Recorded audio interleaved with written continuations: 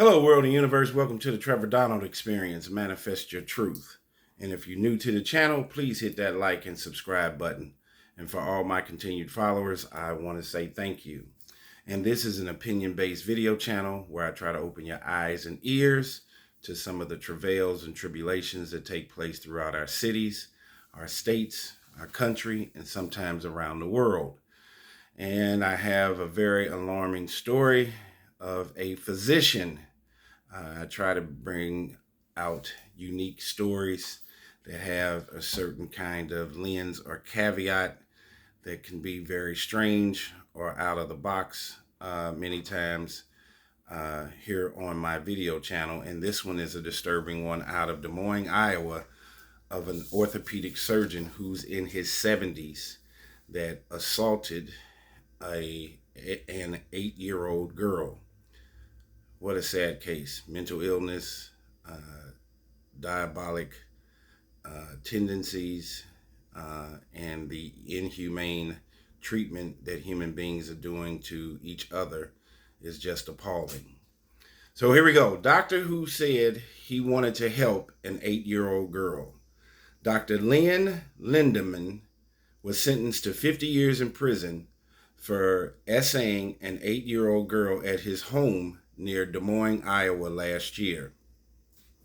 An Iowa doctor will essentially spend the rest of his life behind bars after he essayed an 8-year-old girl at his home near Des Moines, Iowa last year. The judge sentenced Dr. Lynn Lindemann, 73 years old, to 50 years in prison. He must serve 42 and a half years, according to the Polk County Attorney's Office.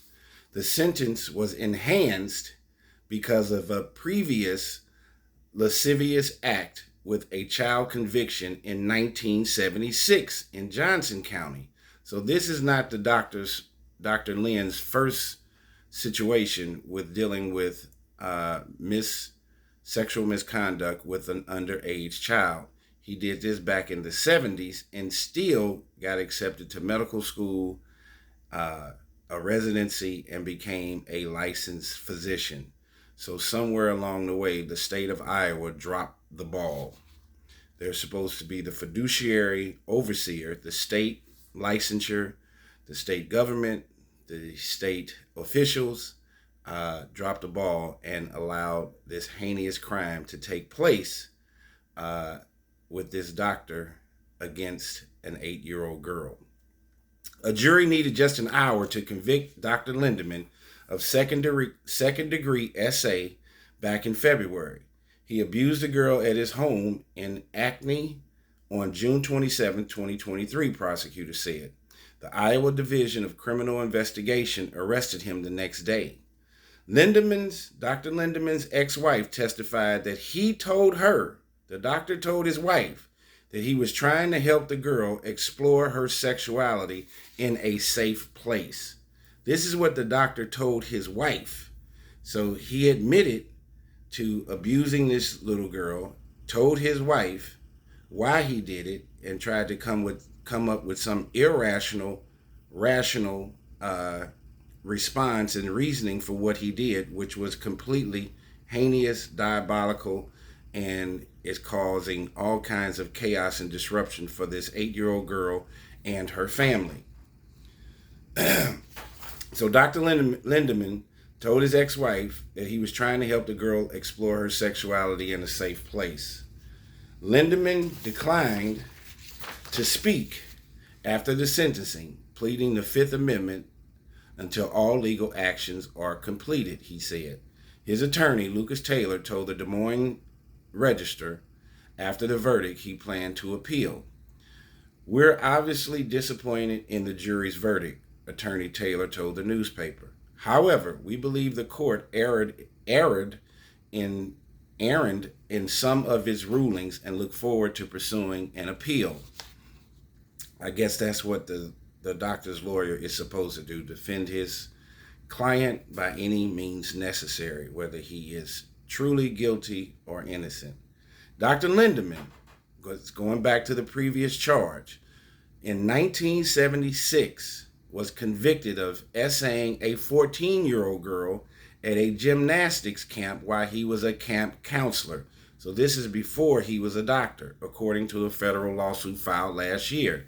Despite the conviction, listen to this, he went on to become an orthopedic surgeon in Des Moines, Iowa area for decades. This is where the state legislatures, the state government, the licensure individuals dropped a huge ball and allowed this predator to become a licensed orthopedic surgeon for decades.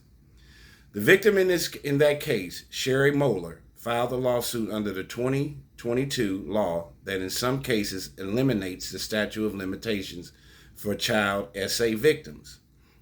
Moeller alleges in the lawsuit that on July 10th, 1975, that while he was treating an injury to her back, Dr. Lindemann SA'd her.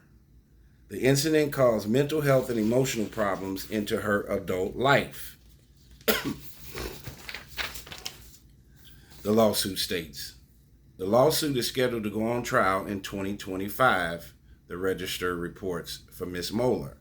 Dr. Lindemann closed his practice last year after his arrest, and he and the state medical board agreed that he would stop practicing medicine, according to the Register. Wow. After decades of allowing him to be an orthopedic surgeon and treating all kinds of patients, thousands of them, for many, many years, now the medical board decides to jump in and revoke this gentleman's license at 73 years old. I don't believe that after the first victim in 1975, where he was convicted of of abusing a 14-year-old, that he went on for 3 decades or 4 decades where he only abused this other 8-year-old child. And he told his wife why he did it, which makes not an ounce of sense in his explanation to his wife. Thank God his wife went to the authorities and let them know what Dr. Lindemann had told her, because everybody else in that entire state of Iowa dropped the ball with this orthopedic surgeon. I'm sure there are other victims. I wanted to make a video about it, so if there are other victims and people get exposure to this video, please go to the law enforcement folks in Iowa and let them know. Fortunately, this gentleman, Dr. Lindemann, the orthopedist, will spend the rest of his life in jail. He does not need to be walking the streets, let alone practicing medicine. He went into a profession to help folks, and he turns around in his private life and he's harming individuals. Look at the dichotomy right there. He gave his life of service and of civic duty to be a notable physician, but in his personal life, he had demonic forces that were exuding through his skin and through his brain and his entire montage of being a predator. And there are a lot of cases, we take for granted, whether you're a lawyer, judge, doctor, police officer, any kind of professional individual, that we make the assumption that they will do the right thing. But just because you can be smart in the classroom and can pass a test does not mean that you can pass the test of providing a happy, harmless, and positive life. He had this duality going on where he was supposedly helping individuals as a physician, an orthopedic surgeon, mind you, which is hard as all get out to become one and to get accepted into a residency program. So he had to be at the top of his medical class, but he was not a poor student. But what we've come to find out is that he was at the bottom of his moral and ethical class, and he failed as a positive citizen in Des Moines, Iowa. This is an unfortunate case. We take things at face value many times with our professional people, But remember, they're just humans. Mental illness is real, and thank God that this doctor got convicted.